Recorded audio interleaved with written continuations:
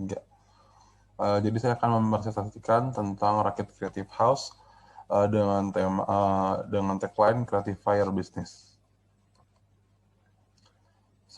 Ini adalah bisnis profile dari Rakit Creative House. Kami mengerjakan develop brand sejak tahun 2020.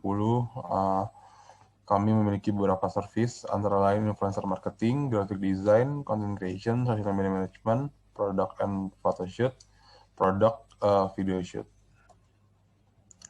Lalu ini adalah BMC dari Rakit Creative House. Bisa dilihat customer segment-nya adalah UMKM yang baru dan UMKM yang sudah memulai namun ingin merapiki dunia digital marketing. Lalu channel-nya kita via online yaitu Instagram, TikTok, dan YouTube, dan offline word of mouth. Selanjutnya untuk revenue streams-nya melalui penjualan influencer marketing dan juga di jasa kami yang lainnya.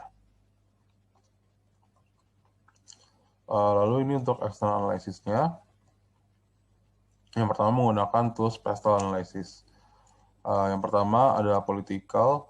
Di sini kita melihat ada juga dukungan dari pemerintah terhadap sektor UMKM yang semakin lama semakin besar. Hari ini tampak dari berbagai kebijakan yang diambil oleh pemerintah untuk mendorong sektor UMKM, terutama didukung juga oleh penanganan ekonomi pasca COVID-19. Lalu untuk ekonomi sendiri juga sama, ada beberapa kebijakan yang dilakukan pemerintah untuk mendorong kemajuan UMKM.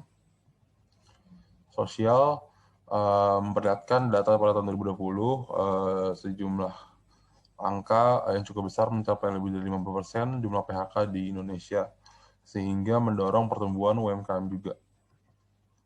Lalu dari segi teknologi, beberapa tahun kebelakangan ini teknologi semakin berkembang, salah satu teknologi komunikasi. Oleh karena itu, penggunaan aplikasi semacam ini juga semakin berkembang, terutama di Indonesia, dengan jumlah pengguna salah satu terbesar di dunia. Untuk dari segi lingkungan, mayoritas pekerjaan dari Rakit Creative House berupa soft copy sehingga tidak memerlukan penggunaan kertas, jadi paperless. Untuk legal juga ada Undang-Undang Indonesia tahun 2008 tentang UMKM. Lalu ada Five Forces Analysis, yaitu dari competitive psychology-nya terdapat beberapa jenis semula, namun belum ada yang menjadi leader pada market ini. Supplier power-nya tidak ada supplier produk secara fisik, buyer power-nya pembeli memiliki banyak pilihan agensi lain, tetapi masing-masing mempunyai keunikan dan tekstur sendiri.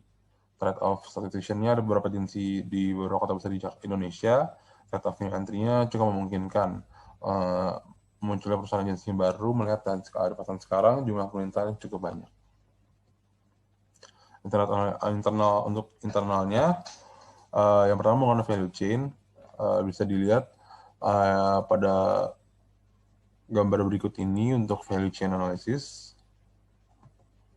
Lalu untuk most HR-nya, marketing melakukan marketing via sosmed dan ads, membuat program juga. Lalu operation-nya melakukan pendataan terhadap project yang berlangsung, melakukan battle meeting, sales melakukan penawaran ke brand, dan juga melakukan promo-promo. Untuk teknologi, penggunaan software untuk editing, dan menggunakan tools hardware, alat seperti komputer dan lain sebagainya. Untuk human resource-nya berpartner dengan freelancer yang memiliki kemampuan di bidangnya dan meningkatkan soft skill dan hard skill dari seluruh tim. Untuk winning strateginya, situation analysis, toolsnya marketing, melakukan promosi dengan kita bandingkan dengan kompetitor, Selected.com dan Visuals, melakukan IG Ads dan membuat promosi soal seperti Rakit Creative House. Lalu untuk operations-nya melakukan pendataan, Rakit Creative House melakukan persiapan project yang detail dan melakukan meeting sebelum project bersama klien untuk menentukan ide. Lalu Rakit Creative House untuk sales-nya melakukan penawaran via DM Instagram, WhatsApp, atau email kepada brand yang dirasa cocok, dan ada paket spesial untuk UMKM.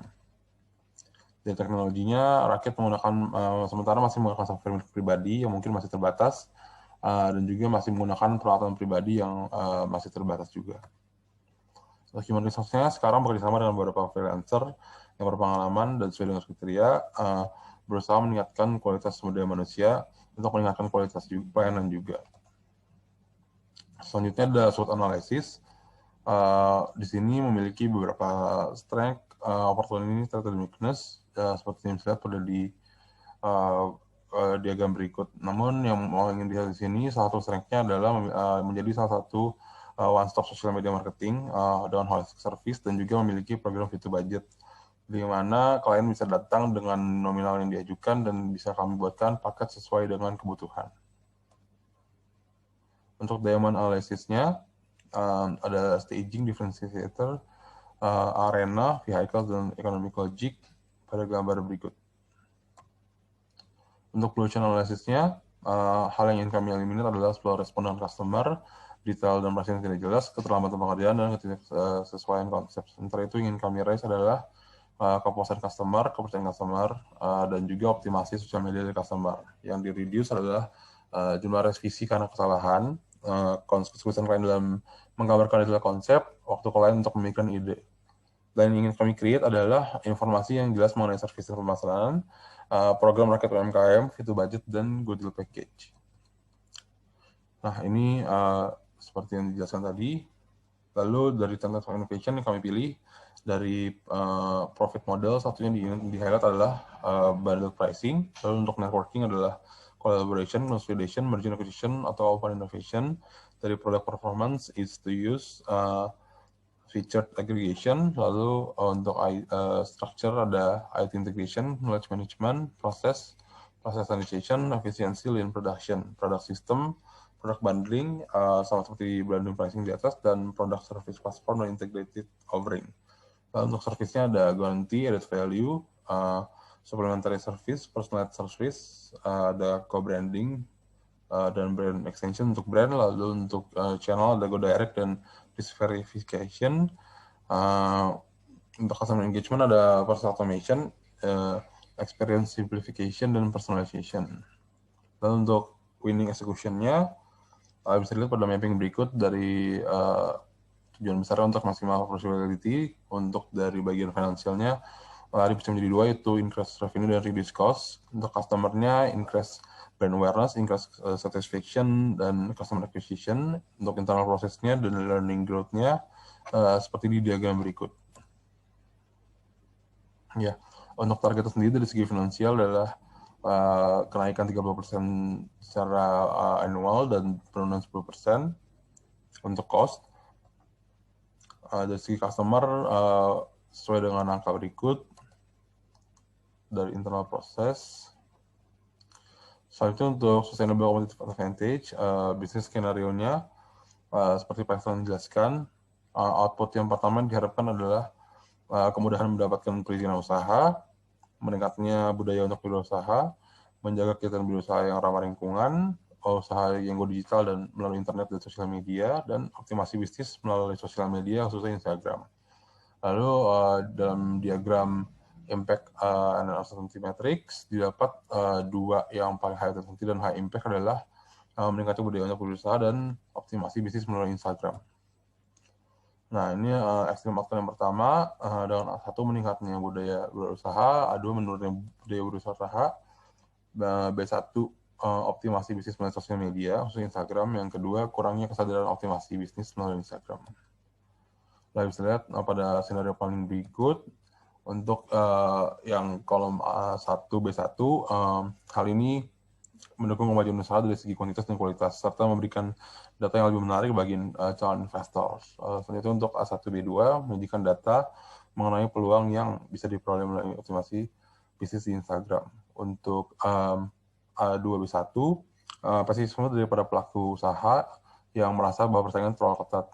Dan yang kita lakukan adalah memberikan workshop dan konten edukatif untuk masyarakat. Untuk A2B2, jika terjadi penurunan dan ketidaksadaran optimasi bisnis Instagram, yang perlu kami lakukan adalah berinovasi dengan strategi baru dan terus memberikan edukasi mengenai berwirausaha dan sosial media marketing.